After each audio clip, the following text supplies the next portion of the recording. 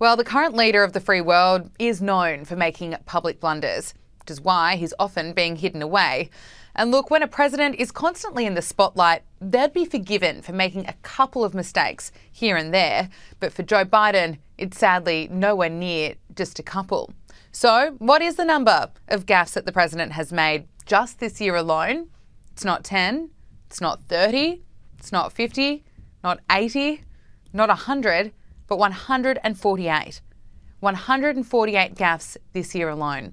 According to a review of official White House records conducted by the Daily Caller, communications staff had to fix more than 100 official transcripts. And in the latest era, the 81-year-old forgot the date of the infamous Capitol riots, saying they took place in June, when of course it was January 6.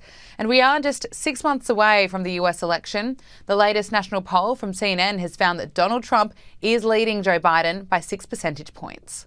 I mean, these latest polls, I think, on the surface or on paper, certainly spell bad news, continuing bad news for Joe Biden. And, the big picture here is there's a couple of metrics to keep this thing above the fray, where since 1975 or even before that, they've been measuring, do the majority of Americans think the country is on the right track or the wrong track?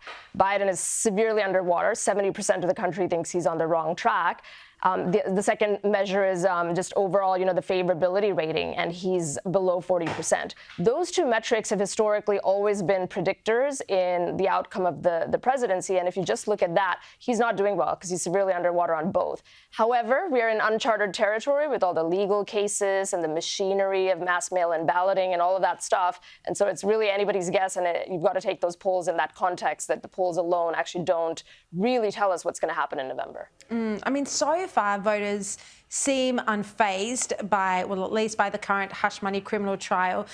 Trump is now preparing for day 9 of this historic hush money criminal trial. What can we expect this week?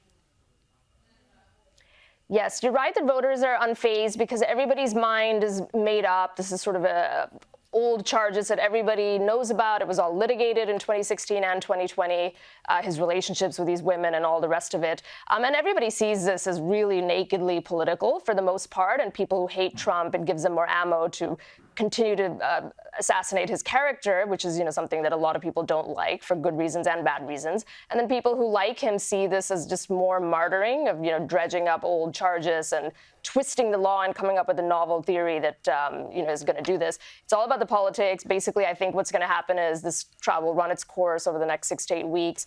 They're rushing to get a conviction, which, as shaky as the legal theory is, it seems likely because of the jury bias and all the rest of it that we've been discussing. It will probably get overturned on appeal, but the timing of that may fall after the election. And I think that's what the high stakes maneuver is, that if he gets that label of a convicted felon on the basis of this trial, is that going to be enough to turn off even a small swath of voters in what's likely to be a very tight election? I think that's kind of the game here.